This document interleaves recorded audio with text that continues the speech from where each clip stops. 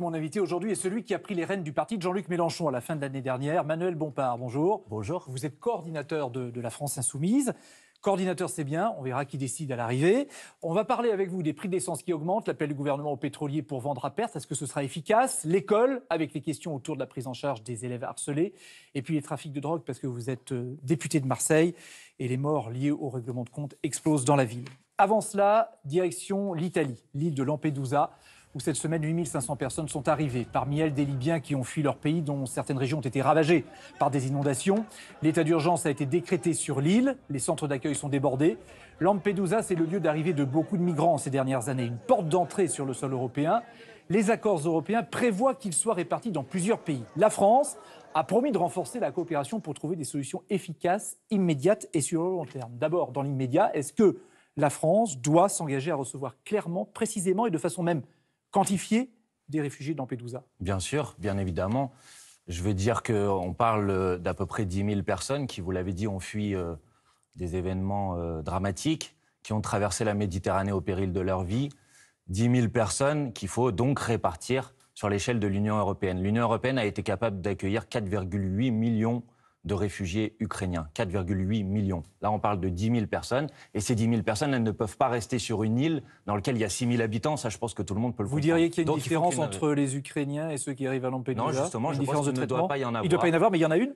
Je ne sais pas, ça c'est au président de la République de répondre à cette question. Mais en tout cas, vous m'avez posé la question de savoir ce que la France doit faire.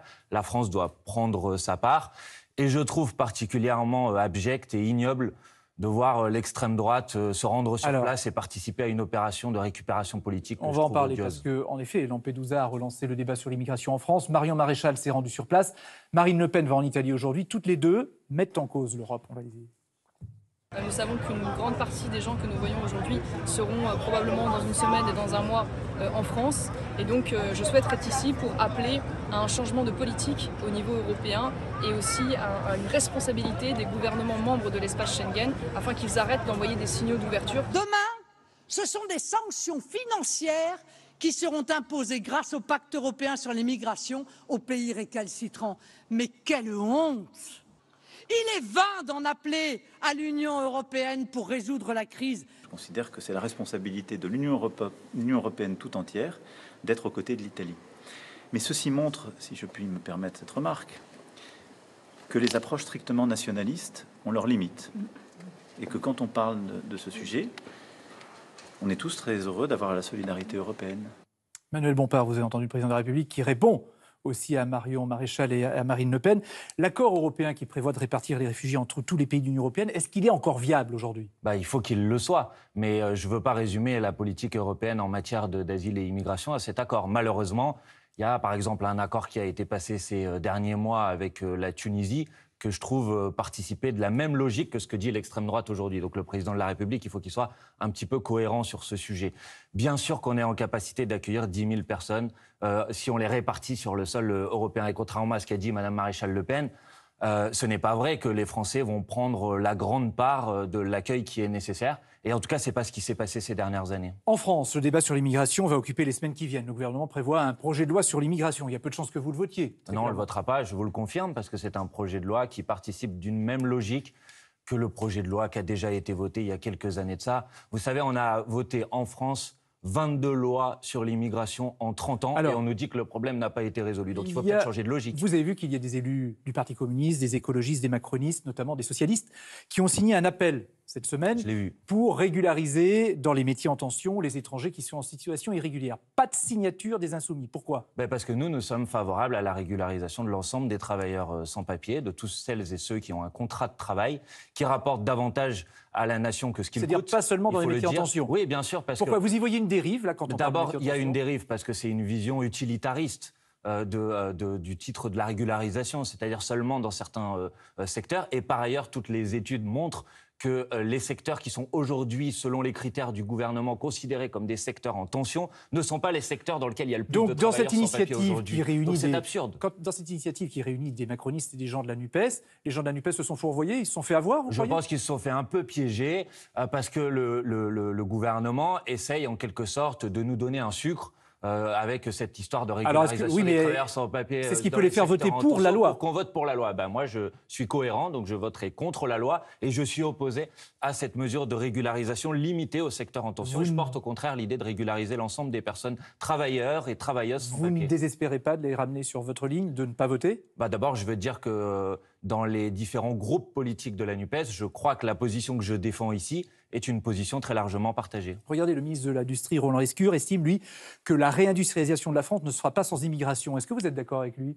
Dans tous les cas, il y a bien aujourd'hui un certain nombre de secteurs de l'économie dans lesquels on est bien content d'avoir des personnes issues de l'immigration qui viennent prendre en charge ces métiers. En matière de santé, par exemple, on sait très bien qu'on a une difficulté de formation en France de suffisamment de personnels médicaux pour pouvoir permettre à chacun d'avoir accès à une offre de soins de qualité. Aujourd'hui, si vous appliquez, comme le dit l'extrême droite, l'immigration zéro, vous allez m'expliquer comment on va faire en sorte d'avoir des médecins, comment on va avoir en sorte d'avoir des infirmiers, alors, comment on va faire en sorte de pouvoir avoir accès à cette offre de soins de qualité. Le Rassemblement national et les Républicains qui demandent un référendum sur l'immigration. Oui. Qu'est-ce que vous en pensez, vous? D'abord, il faudrait qu'ils disent quelles questions ils comptent poser aux Mais sur le fond, un Français. référendum sur l'immigration. Mais moi, je suis toujours d'accord avec l'idée qu'on consulte les Françaises et les Français. Même sur cette question-là. Mais quand on fait un référendum, on doit poser une question et une question claire, pas juste faire une opération de communication. Et là, vous ne la voyez pas, la question. Quelle est la question? Quelle est la question qu'il faut poser? Certains proposent de revenir sur un certain nombre de conventions internationales de laquelle la France participe. Donc là, il faut quand même dire les choses. Ces conventions internationales, c'est la Convention internationale sur les droits de l'enfant, qui font en sorte que quand un mineur est dans la rue, il doit être pris en charge. C'est sur ça que propose de revenir la droite et les Républicains. Les conventions internationales, c'est le droit d'asile qui existe en France depuis 1315. Depuis 1315, en France, on considère qu'une personne qui met son pied sur le sol français doit devenir libre et libérée des oppressions qu'il a subies. Donc il faut être un peu sérieux.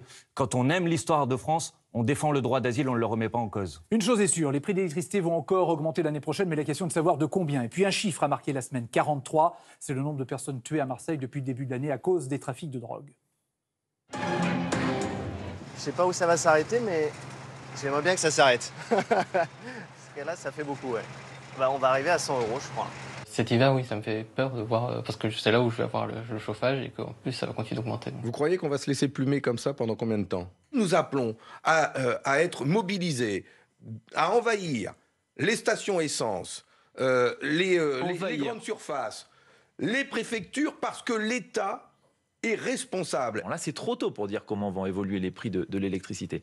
En revanche, l'engagement que nous avons pris, c'est que si évolution à la hausse il y a, elle n'ira pas au-delà de 10%. J'ai demandé très clairement à la Première ministre une conférence sur les sujets de l'énergie, sur les prix de l'énergie. Depuis le début de l'année, plus de 40 personnes ont été tuées à Marseille sur fond de trafic de drogue. J'ai entendu pa, pa, pa. Une femme a été touchée visiblement par une balle perdue qui aurait traversé le mur. C'est pire qu'un drame. Cette fille, elle est tranquille chez elle, elle n'a rien demandé. J'arrive, me dit ça a tiré de partout. Mais pour quelle raison? Pour deux morceaux de shit. Ils sont confrontés à toutes ces nuisances qui sont dues au point de deal physique, mais les policiers font des interventions tous les jours ils interpellent des trafiquants. On ne peut pas avoir de discussion avec eux. Si on les dénonce ou si on leur dit quelque chose, ils nous frappent. C'est eux qui gèrent les HLM. Nos territoires sont abandonnés. Et aujourd'hui, on met les moyens sur Paris, sur Marseille, mais les territoires en circonscription, on est laissé pour compte. Il y a moins de 10% de Français qui fument du cannabis. Il y a moins de 5% de gens qui consomment de la cocaïne ou des drogues de synthèse. Et bien si ces gens arrêtaient de consommer de la drogue, arrêtaient de fumer des joints, arrêtaient de prendre des rails de coke, ça peut paraître festif comme ça, mais vous faites naître ce genre de règlement de compte.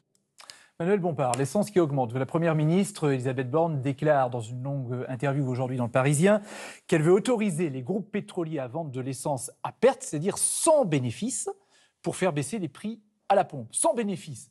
C'est une plaisanterie. D'abord, elle ne parle pas des groupes pétroliers, elle parle des distributeurs. Aussi. Or, tout le monde sait que... Oui, mais c'est très important parce que tout le monde sait que l'augmentation du prix du carburant aujourd'hui est due à l'augmentation des marges, notamment au moment du raffinage. Et donc, cette mesure ne traite pas cette question. Sauf que les distributeurs sont aussi les groupes pétroliers, bien sûr. Oui, mais pas seulement. Vous savez, il y a beaucoup... Moi, j'ai été rapporteur d'une mission flash sur les super profits à l'Assemblée nationale où on a auditionné des entreprises des petites stations-service qui, elles, ne font pas de marge sur la distribution. Donc, si vous voulez, parce que bien sûr qu'il y a une situation qui est intenable, il faut, premièrement, que le gouvernement sorte des logiques d'incantation. Je demande aux industriels de faire des efforts, je demande aux pétroliers de sortir des efforts. Il faut passer par la loi. Il y a un article dans le Code du commerce qui permet de bloquer les prix dans les situations exceptionnelles. Il faut bloquer les prix du carburant au prix auquel ils étaient avant qu'ils augmentent, c'est-à-dire à peu près 1,50 €. 1,50 €, donc avant que les prix ne flambent. Bien sûr. Cette proposition, en tout cas, il faudra changer la loi de 1963 pour la vente à perte. Donc si elle arrive à l'Assemblée, vous dites non, vous ne la votez pas.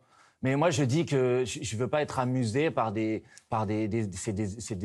amuse-gueules, excusez-moi de vous le dire. Ça ne concerne pas le sujet. Le sujet, ce n'est pas de permettre aux industriels de faire plus d'efforts. Les industriels ne font pas d'efforts. Et ils s'en mettent plein les poches depuis 2 ans. Ce que vous dites. Écoutez, Total a fait un bénéfice record en 2022. Il a distribué des dividendes records en 2022. Et de l'autre côté de la chaîne, vous avez des Français qui tirent la langue et qui n'arrivent plus à remplir leur voiture en faisant le plein d'essence. Donc, il faut bloquer les prix, il faut bloquer les marges. Et c'est des propositions que nous portons depuis maintenant 2 ans. Et j'aimerais que le gouvernement entende enfin ces propositions. Face à l'inflation, vous demandez, vous, le blocage des prix plus globalement. Les fruits, les légumes, l'alimentation. Est-ce que ce serait sur une liste de produits prioritaires ou sur tout? Et est-ce que c'est temporairement ou définitivement? Le Code du commerce permet de le faire de manière temporaire. Et bien évidemment, ça concernerait un panier de produits de première nécessité, comme c'est un dispositif qui existe par exemple sur l'île de la Réunion, où il y a un panier chaque année de produits sur lesquels on contrôle les prix pour faire en sorte que les gens aient de quoi se nourrir et de quoi vivre dignement.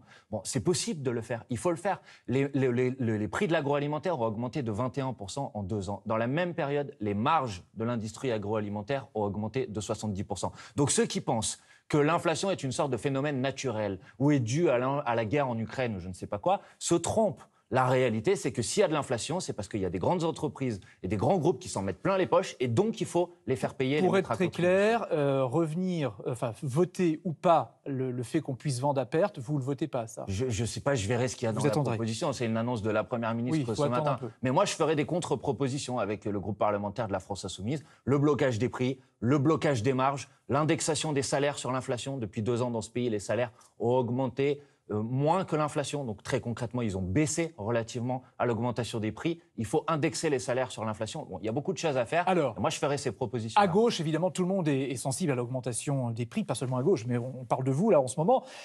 Fabien Roussel a appelé à manifester devant les préfectures. Il a même appelé à envahir les préfectures ainsi que les grandes surfaces et les stations-service. Tiens, tenez.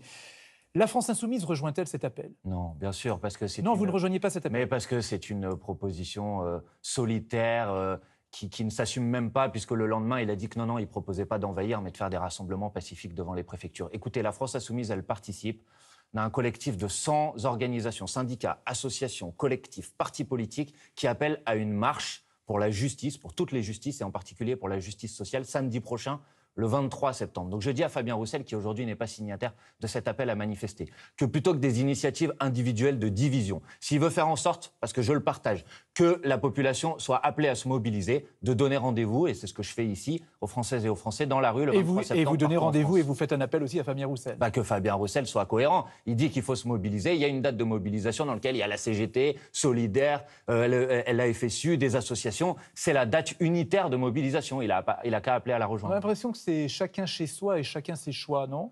Je sais pas, là j'ai surtout l'impression que Fabien Roussel est tout seul dans son coin et que nous participons au contraire d'une initiative dans laquelle on se retrouve avec les syndicats, les associations, ce qui est la gauche. La gauche, elle est diverse dans ce pays. Elle n'est pas seulement politique, elle est aussi syndicale, associative. On fait une démarche commune. Je trouve quand même très regrettable que Fabien Roussel fasse les choses tout seul dans son coin. Les trafics de drogue, c'est à Marseille. Vous êtes député de Marseille, mais ça concerne toute la France. Les règlements de compte se multiplient à Marseille. Gérald Darmanin estime que s'il n'y avait pas de gens qui fumaient du cannabis ou qui prenaient de la cocaïne, il n'y aurait plus de points de deal et plus de trafic. Est-ce qu'il a totalement tort? D'abord, je vais vous dire que, parce que vous avez repris le terme règlement de compte, et je vous en veux pas, mais y compris la préfète de police de Marseille que vous avez interviewée tout à l'heure, dit on va arrêter d'utiliser le terme de règlement de compte, parce que, par exemple, quand une jeune fille est tuée dans sa maison, elle ne participe pas de trafic, donc je vous le dis juste par... Non, mais vous avez raison, sur le coup, là, vous avez raison. Deuxièmement, Monsieur Darmanin est toujours dans cette logique de pénalisation des consommateurs. Il se trouve qu'en France, nous avons la législation la plus répressive sur la légalisation du cannabis et on est le pays d'Europe où on consomme le plus de cannabis. Donc au bout d'un moment, il faut changer de logique. Donc vous êtes toujours pour la légalisation du cannabis? Moi, je suis pour, premièrement, ouvrir le débat sur la légalisation du cannabis, effectivement. Ouvrir un débat, c'est pas tout de suite du jour Moi, au je lendemain. suis favorable, mais d'accord. pour qu'on puisse y arriver, il faut bien que le débat Et soit alors, ouvert. tiens, ça pourrait être un référendum, ça?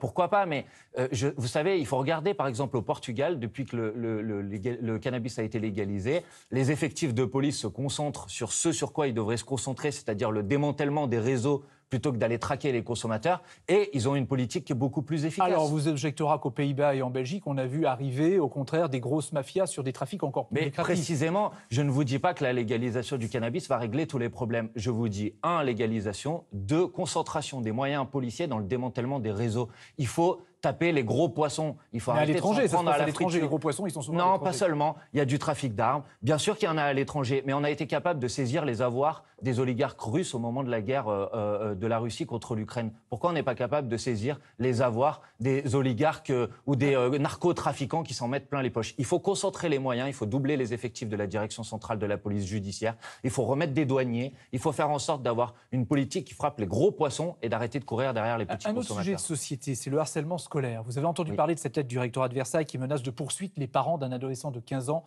qui s'est suicidé peu après la rentrée à Poissy. Gabriel Attal promet des sanctions contre tous ces gens du rectorat, on ne sait pas qui exactement, et il promet un audit pour voir si dans d'autres rectorats il n'y a pas eu des débordements comme ça, disant aux parents non, gardez vos enfants chez vous, quoi. Qu'est-ce que vous attendez, vous? D'abord, il faut dire que le rectorat était dirigé jusqu'à il y a peu par une camarade de promotion d'Emmanuel Macron qui avait été mise là après un changement de la loi. Donc je propose à M. Attal de commencer à s'interroger sur ses propres responsabilités. C'est-à-dire, en clair, vous demandez ce qu'il y ait une enquête ouverte Il faut qu'il y ait une enquête administrative, bien évidemment. Et il se trouve contre la rectrice de l'époque. En tout cas, sur ce qui s'est passé, identifier les responsabilités. Et puisqu'elle dirigeait le rectorat à ce moment-là, elle a une responsabilité. Mais cette responsabilité, c'est aussi celle du président de la République et du gouvernement qui modifie les règles et qui positionne à la tête du rectorat des personnes qui ne sont pas formées pour ça. Pour le reste, le plus important, c'est la question de comment on lutte contre le harcèlement scolaire. Sur ce sujet, je vous dis, on a perdu en 30 ans 25% de psychologues scolaires à l'école. Il faut davantage d'humains. Il faut des CPE, il faut des assistants d'éducation et il faut des psychologues scolaires. Il y en a un pour 1500 élèves aujourd'hui, il en faut un pour 1000 élèves. Voilà comment on peut lutter concrètement contre le harcèlement scolaire. C'est vous qui êtes chargé aujourd'hui de faire tourner la France insoumise, même si on peut imaginer que Jean-Luc Mélenchon n'est pas loin, vous me le confirmez. Il y a Jean-Luc Mélenchon, il y en a bien d'autres. Non, mais je dis lui parce qu'il ne se met pas en retraite, il s'est mis en retrait, mais il n'est pas loin. Bien sûr, et ce serait une folie de se couper de celui qui avait fait 22% des voix l'année dernière. En tout cas, c'est vous qui êtes amené à discuter avec Emmanuel Macron et Elisabeth Borne ces derniers temps et à aller voir les autres dans les allées de la fête de l'Humanité ce week-end. Au camp de base des Insoumis, depuis 8 mois, le numéro 1, c'est lui. Manuel Bompard, 37 ans, silhouette élancée, nouvellement marseillais. À bientôt. Vous êtes de quel endroit? Marseille. Ah, mais vous êtes où à Marseille? Castellane.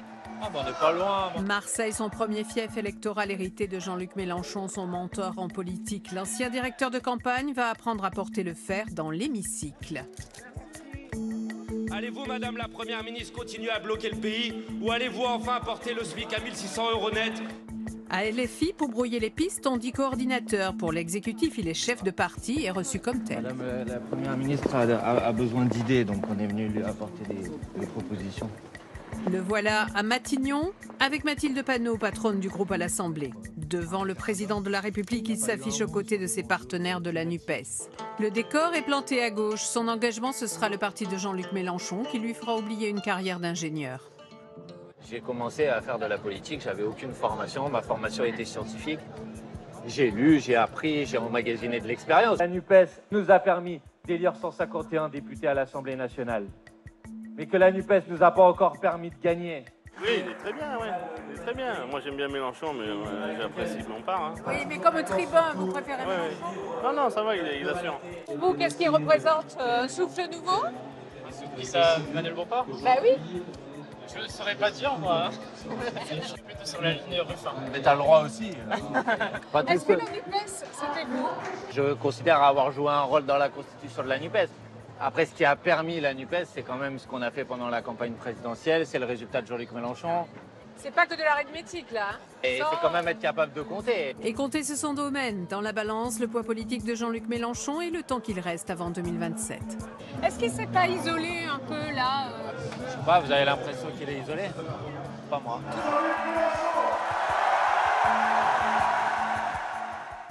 Manuel Bompard, fin août, vous avez répondu à l'invitation d'Emmanuel Macron avec les représentants de tous les partis politiques pour discuter des grands sujets de la France.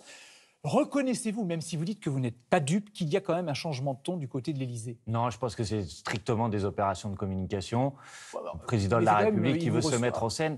Mais moi, vous savez, la question, c'est pas le ton, le changement de ton. Moi, je suis pas là pour discuter. Le président de la République, c'est pas mon ami. La question qui m'intéresse, c'est de savoir qu'est-ce qu'on apporte comme réponse aux problèmes des Français. Et j'observe sur ce sujet qu'il n'y a aucun changement de ligne ou de cap politique à l'ordre du jour. Si le président de la République vous invite de nouveau, vous y retournez le voir? Je pense pas, non, parce que je suis allé, vous l'avez dit, à cette première rencontre. J'y ai porté un certain nombre de propositions. Je trouve l'exercice extraordinairement monarchique. Je rappelle que dans ce pays, il y a une Assemblée nationale, il y a un Sénat, c'est là qu'on organise le débat. Et puis surtout, c'est hors sol, ça ne débouche sur rien. Le président de la République n'a rien entendu de ce que nous lui avons dit, non. Non. On va accueillir maintenant Laurence Peron, journaliste politique à France Inter, pour sa carte blanche. Bonjour Laurence. Bonjour Francis. Et on va parler de quoi? Des élections européennes qui approchent, qui sont déjà à l'horizon pour tout le monde. Exactement. Bonjour Manuel Bompard. Alors, cette union de la NUPES pour les européennes, on est d'accord?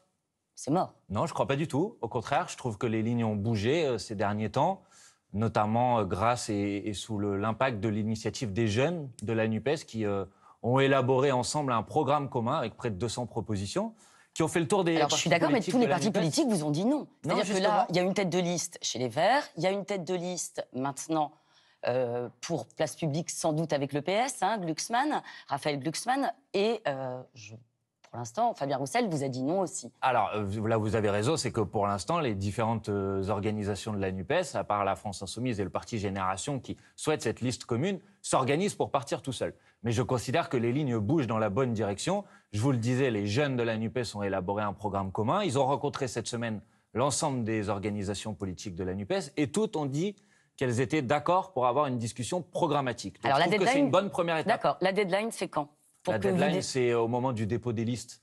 Ça peut être dans très longtemps, alors. Voilà, donc on a le temps encore pour convaincre.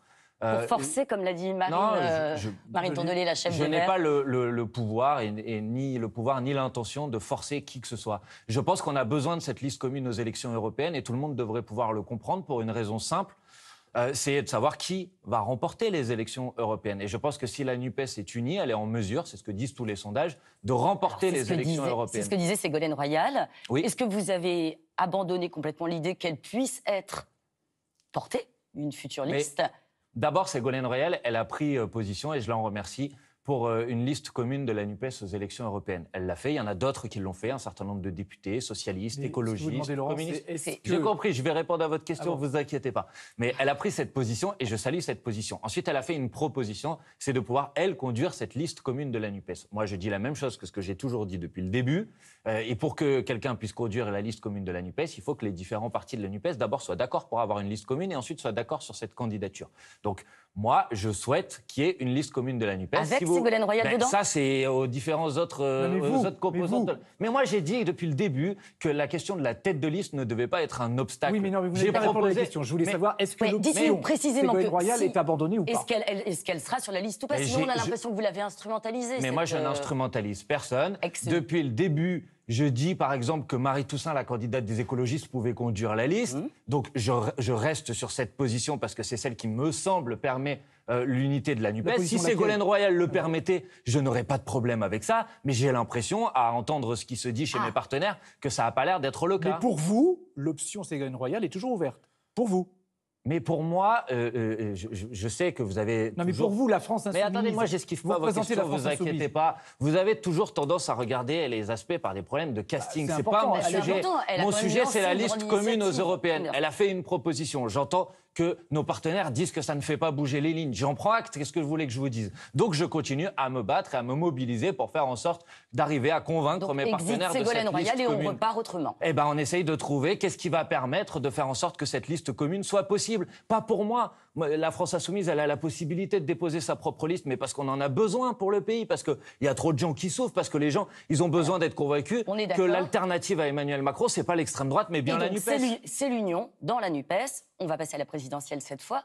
Est-ce que vous considérez, comme Fabien Roussel, que vous ne parlez pas exactement le même langage? Et est-ce que vous reconnaissez à Fabien Roussel d'incarner autre chose que ce que vous incarnez, vous, à la France Insoumise? Dans ce cas-là, je ne comprends pas pourquoi Fabien Roussel a été candidat de la NUPES il y a un an. Vous voyez, la NUPES, ça ne peut pas être qu'un accord opportuniste. Ça ne peut pas être que l'accord que vous acceptez quand il vous permet d'être élu député, puis après vous faites comme si ça n'existait plus. Je rappelle que Fabien Roussel, il a été élu sur un programme commun de la NUPES. En tant que député, vous voulez dire? Oui, et que l'ensemble des partis de la NUPES... il parle bien à des gens auxquels vous ne parlez pas, peut-être. Et ont soutenu, je ne sais pas, ça c'est les résultats électoraux qui le diront. En tout cas, il me semble qu'à la dernière élection présidentielle, sa candidature apportait une responsabilité dans le fait que la gauche soit absente du second tour de l'élection présidentielle. Vous lui en voulez, hein. Mais c'est pas que je lui en veux, c'est pas moi le problème. Le problème, c'est que je pense qu'il y a beaucoup d'électrices et d'électeurs qui souffrent beaucoup de la politique d'Emmanuel Macron et qui doivent effectivement lui en vouloir. Alors, puisqu'on est dans le casting, je sais que ça vous plaît pas, mais c'est comme ça. François Ruffin, dont Jean-Luc Mélenchon a dit qu'il ferait un très bon présidentiable. C'est aussi votre avis? Mais Jean-Luc Mélenchon, il a dit « j'aspire à être remplacé ». Donc d'abord, il faut le croire. Et ensuite, Jean-Luc Mélenchon, il a dit « il y a François Ruffin, c'est une candidature possible pour me remplacer ». Il y en a d'autres, on a le temps. Et on est en 2023, les élections présidentielles vont avoir lieu en 2027. François Ruffin, il a du talent. Il y a beaucoup de gens qui ont du talent à la France Insoumise. Et moi, je préfère être confronté à une situation où on a beaucoup de gens qui ont du talent que d'être confronté à une situation où on n'a qu'un seul candidat possible. Il y a aussi beaucoup de gens qui ont des lignes différentes. Et d'ailleurs, dans le sujet qu'on vient de voir, il n'a pas une autre ligne, François Ruffin. En tout cas, d'un point de vue programmatique, à l'Assemblée nationale, depuis maintenant 6 ans, l'ensemble des députés de la France Insoumise ont toujours voté les mêmes choses. Il est un peu plus social-démocrate, SOSDEM, comme il aime dire, et il trouve que vous faites un peu trop de bruit à l'Assemblée nationale et que ça empêche votre discours. Je peux me permettre, il ne l'a pas toujours été.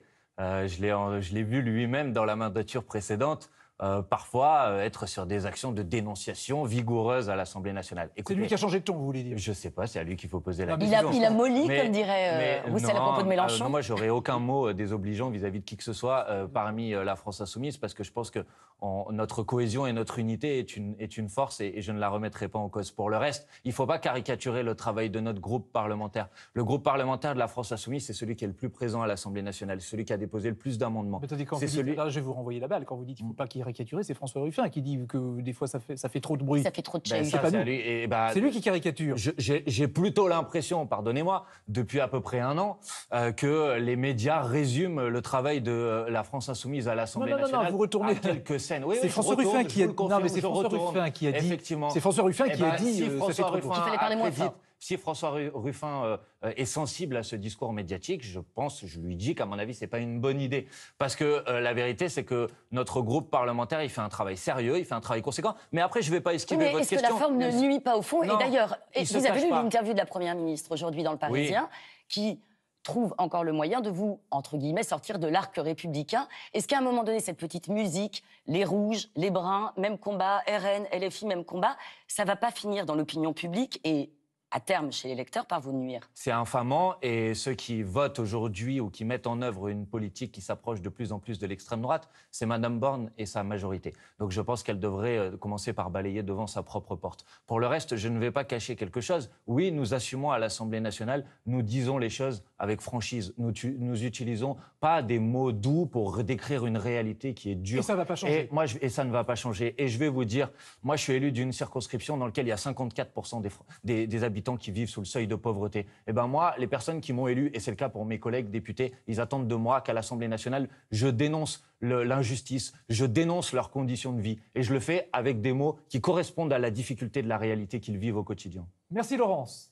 Merci Emmanuel Bompard, merci. Et demain, la Coupe du Monde de rugby, tout le monde regarde ça. Vous regardez, vous, le rugby? Ça vous intéresse? Ah, vous êtes rugbyman, enfin, Fana? J'aime bien. OK. France-Namibie, ce sera à Marseille, jeudi. Je voudrais passer par la une de Valeurs Actuelles, qui se félicite de la France rugby avec les petits gars du pays qui représentent les valeurs de la France. Antoine Dupont, le capitaine des Bleus, a dénoncé cette récupération. C'est lui qui marque l'essai? Oui. Moi, je suis plutôt Antoine Dupont que Valeurs Actuelles, je vous le confirme. Quand vous voyez cette une, ça vous fait...